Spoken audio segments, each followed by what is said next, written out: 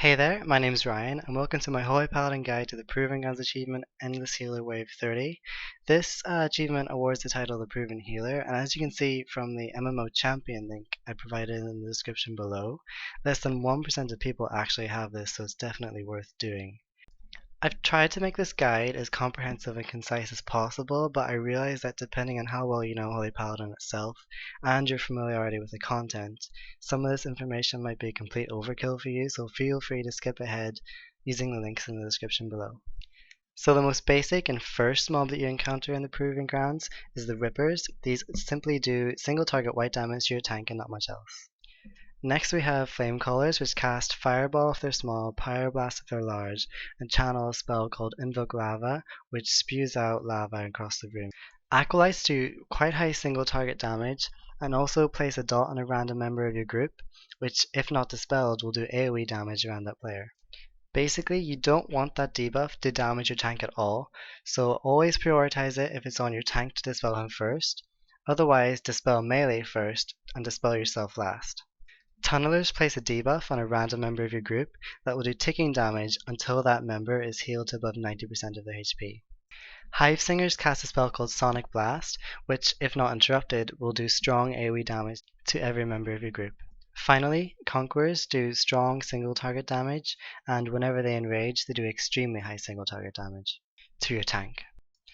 This isn't a Holy Paladin guide, so I'm going to assume that you understand how the spells work, and instead simply explain when and how to use your relevant utility spells and cooldowns. Jumping right in, you're going to want to use your Hand of Sacrifices to reduce the damage on your tank during a Conqueror's Enrage. Use your Hands of Protection to remove the Tunneler debuffs, otherwise spam heal the target to 90%, but if you do have a bop available, this will allow you to completely negate this mechanic. If you get a Tunneler debuff on yourself, you can bubble instead of using and wasting a Hand of Protection on yourself. This is kind of clutching at straws, but there's a great way to use Divine Protection whenever in Wave 4 when you have 2 Acolytes up and you get a Acolyte debuff on yourself and another member of your group, especially melee. Dispel the other person and move out of range of anybody else, and then soak your debuff with Divine Protection. The main use for Aura Mastery is to reduce damage from any Sonic Blasts that Hive Singers do that aren't interrupted, but you can also use it to reduce damage in Wave 8, especially when you have Flame Callers all casting Invoke Lava at once. You should keep Lay on Hands as a panic button. If you do everything right, you should never need to use it, but it's a great way to recover if anything goes wrong. Stuns and interrupts are so important here, it cannot be emphasized enough. I recommend using Fist of Justice at the start of every wave, prioritizing casters as the target. And if you are using it on a Hive Singer or a Flame Caller, try and follow it up with an interrupt. Racial abilities like Arcane Torrent are also really useful for this, but it's also really important to try and not overlap your interrupts or stuns with either the Rogue or the Mage interrupts or stuns. The problem is, the Rogue and the Mage are extremely unreliable. They seem to only interrupt targets that they're actually focusing on, so I either recommend using it as soon as you possibly can before they have a chance to, or leaving it until the last possible moment. In my opinion, the first option is the better one. Now I think it's important to say a quick word about AoE healing. Holy Radiance is only worth it if it hits 6 people, which is why it's so useful in raids, but in 5-mans it's not worth using, and it's the same with Light of Dawn. Your focus should be on spot healing here. And finally, the tank also has its own cooldown, but that's triggered automatically whenever it gets to a low percentage of health. So with that covered, I'm going to move on and quickly talk about talents and glyphs. So for level 15 talents, you're going to want to take Speed of Light. It's rarely used in Proving Grounds anyway, but having this on demand and having it so powerful, this is the one you're probably going to want to take. It's really important that you take Fist of Justice in level 30 talents. This is so powerful here. The ability to lock out a Hive Singer or a Flame Caller for so long is super useful and allows you to reduce the time that they're actually up and active for. In terms of level 45 talents, Eternal Flame has always been my preference. In the current raid tier, it is proven to be the highest HPS. If you prefer to play with Sacred Shield, then by all means give it a go, but my recommendation is Eternal Flame. Clemency is another talent you're definitely going to want to take. The ability to have extra stacks and bops is basically mandatory and extremely useful here.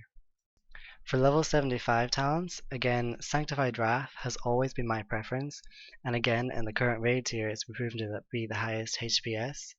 I tried using Holy Avenger, thinking that it would be good to interweave Holy Avenger in the gaps between Avenging Wrath, but basically, it proved to be basically no HPS increase at all, because all it's really giving you is more Eternal Flames, since, as I said before, you're not going to be AoE healing, so it's basically useless here in my opinion. As opposed to Sanctified Wrath, where you get a longer Avenging Wrath and more frequent Holy Shocks, it simply can't compete. Holy Prism is the best level 90 talent here. It really cannot be underestimated how powerful this spell is in 5-mans, as well as generally in raids anyway. It has massive HPS potential and instantly saves people. You're not going to have people stacked up for Light's Hammer, so this is definitely one you want to go for. And finally, level 100 talents. My choice is Beacon of Faith. You could make an argument for Saved by the Light, but beacon swapping here is so useful in terms of healing people quicker and more efficiently with the mana regain, so this is definitely my recommendation. And so, with talents covered, let's move on to glyphs really quickly. You're definitely going to want to be taking Merciful Wrath. Having Avenging Wrath every second wave is again mandatory and really powerful. The rest of the glyphs is basically my personal preference, but you may need them to follow my guide as it is. I took the glyph of Beacon of Light to make beacon swapping more efficient, and because it's something that I did here quite often in terms of, let's say somebody got a tunneler debuff and I'm not going to bop them, beaconing them helps heal them up so much more efficiently. My third choice is Hand of Sacrifice. I mean, you could maybe do without this glyph and go for a glyph of Flash of Light for a HPS increase, but if you do, I would recommend beaconing yourself whenever you're sacrificing during the Conquerors, but I still don't recommend doing this as it's pretty much taking unnecessary damage for a basically negligible HPS increase, and I do not think it's worth it. I also chose not to take Divinity because I pretty much never went below 85% mana. You have so much time between waves that you regain any mana that you've used anyway, so that's not a big problem. But if you do have a mana problem for whatever reason, then Divinity is a way that you may be able to rectify that. And so, with all the really critical basics out of the way, now I can move on to getting into my wave by wave guide. So a quick word first of all. Although you have to survive 30 waves, they're structured so that you have 10 waves that repeat over and over, with the only difference being that, for example, the mobs do 10% more damage in wave 11 than they do in wave 1, but it's the same mobs and the same structure. Conversely, the mobs in wave 2 do 10% less damage than in wave 12. It works this way since the mobs have a buff that gives them 1% more damage for each consecutive wave. This actually makes it easier than you think because you can plan exactly when you're going to use everything in quite a short time scale. I've done this for you in the table that you can see on the screen. You can find a link to this in the description below if you would like to print it out and stick it beside your screen as I did when I was doing this. Feel free to make any changes that you feel necessary, but try and make sure that if you do change anything, especially mid-fight, that you're planning ahead and thinking about how it's going to affect you later on down the line. For example, if you used Avenging Wrath when it didn't say to in the table, and you didn't have it for a critical wave down the line, then that could easily mean that you have to start all over again. So I'll quickly go through the table and explain my reasoning for laying it out this way, and then I'll give you a demonstration of each wave. So basically, wave 1 does not require a cooldown because it's so easy. Start using Avenging Wrath in wave 2 and use it every second wave thereafter. Starting with wave 3, you're going to want to use a sacrifice on your tank anytime that you have a Conqueror enraging. Because of Clemency, you will have some sacrifices left over and feel free to use these at your discretion. But of course, make sure that you're not using one and won't have it later on. It's kind of the same deal with bops. You're going to want to use them to negate as much damage as you can from the tunneler debuffs. Repeating myself a little bit, but as before, bopping the tunneler debuff completely removes it and negates this mechanic. Wave 2, 8, and 9 are the hardest in my opinion.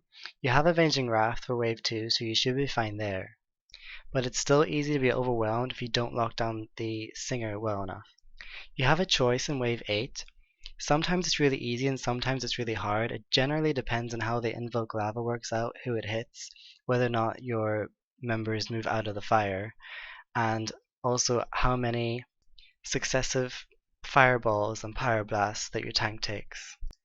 If you can get through this wave without using Avenging Wrath, then that'll make wave 9 a whole lot easier.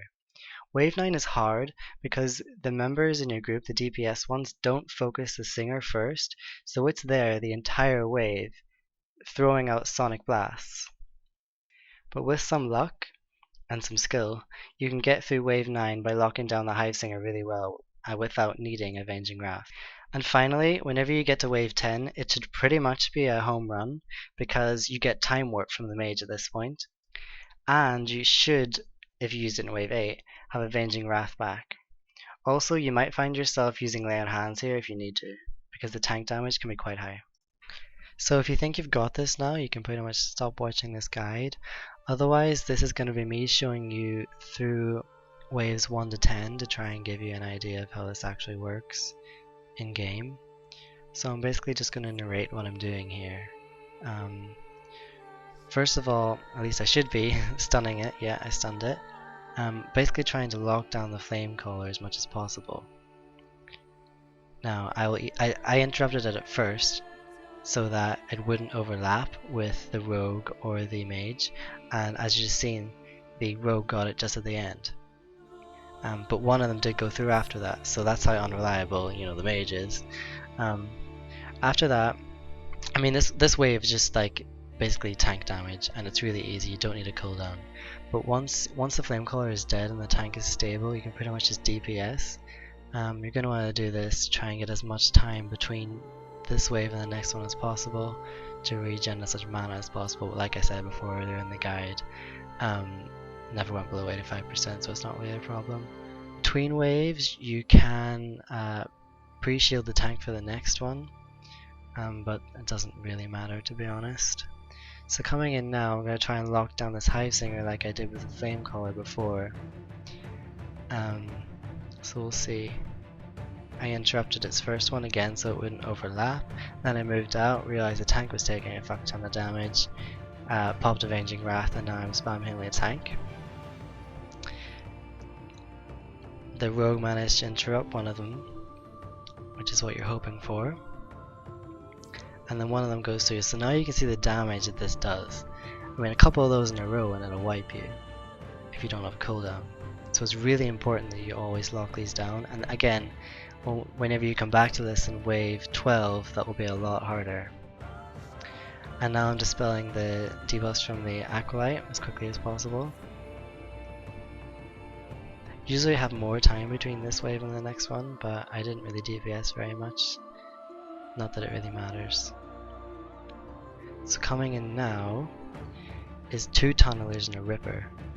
Now I'm going to bop the mage just to get rid of that. I didn't even really need to. I mean, I could have healed that, but you're not going to be using your bops or anything else, so why not, honestly? It completely negates the mechanic to the point where I now have very little to talk about until the next wave. Because, I mean, this is a really easy wave if you do it right, especially for a paladin. We completely gimp this mechanic. So now I'm trying to lock down this flame caller. As before, you have 2 acolytes here, so this is the wave where you might get 2 debuffs at the same time. So like I said earlier in the guide, if it comes on you, move out of the group and dispel someone else. If it's a choice between melee and range, like I just had, you're going to want to dispel the melee so it doesn't hit the tank and let the range take the damage. The mage tends to be quite close though, he's a bit of a twat, to be honest. And there, I've got it on myself. I do believe I popped Divine Protection just to reduce the damage, because dispel doesn't cooldown. Also, between these waves, you should be looking at the table that I made and saying, right, what's coming next? Is everything ready for it? You want to be prepared, although you will definitely get to know these. Like, I know them. I could probably sit down and just write out what each wave has without even thinking about it. So whenever you have this Hive Singer, you're going to lock it down as before, stun first, interrupt next, and leave it to them, or if you have Arcane Torrent, feel free to use it at your discretion. This is the one where you get the Conqueror Enraging, so you sack him. At the same time as you get a delayed tunneler. So I bubbled to get rid of that. I started healing it and I realized I wasn't going to be able to get that and keep everybody alive, so I just bubbled, got rid of the debuff. So you're going to want to be spam healing the tank. I beaconed him instead of bopping him. As you see, I switched the beacon to him to heal him up, and now I'm just keeping the tank alive. This can be kind of stressful, especially in the third phase, the 21 to 30 waves. And this one also lasts really long. You tend to have an overlap, like you just seen. That'll get longer, I think, as you go up the waves. In this wave, I pretty much just try to lock down the fire caller, try and heal up the tunneler, bop if you can. Probably best not to do it on melee though, it doesn't really matter that much. Honestly, think this is a really easy wave. Got that on me again, healed it up pretty quickly without much stress. Holy Prism is a great way to get that up super quickly because it's instant and it does a load of damage. Make sure you're just filling the debuffs because those will kill your tank if it's in melee. This one is when you have 2 Conquerors and a Hive Singer, so it's really imperative that you lock down the Hive Singer. It's only 2 small Conquerors though, and they enrage at the same time, so as long as you sack your tank, Holy Prism is really important here, you should be fine. Flash of Light is of course your highest single target HPS. Flash of Light spamming, so if your tank's in trouble, that's what you gotta do. Going into wave 8, this is one where you can do that thing if you're a Blood Elf where you run in and you Arcane Torrent to interrupt all the flame colors, but it's not necessary. This one can get hard. I'm in 2 ways about this, because it's either really easy because the fire doesn't hit anyone, or it's really hard because it takes them forever to move out of the fire, I swear. You can use Aura Mastery to try and reduce some of the damage here. If you can get through this wave without using any cooldowns, do. But if you need to use a cooldown, you need to use Avenging Wrath, don't hesitate. I do believe I popped it. Yeah, I popped it. My tank was under some stress, so I popped it. But whenever you get into the third phase, the 21 to 30 phase, if you can get through here without using Avenging Wrath and use it on wave 9, you'll see why. It's really good. This one spawns over to the right, which is the only one that does this. You're going to want to make sure you stun this Hive Singer as soon as it's up. It's going to be casting Sonic Blasts all the time, and the DPS don't prioritize it. They prioritize Zac White, I think, maybe the tunneler. Here Bob is really useful. I let loads of these through. I actually considered re-filming this because I let so many through. On wave 29 rather, it probably would have killed me. Look how much damage that is, just letting those through.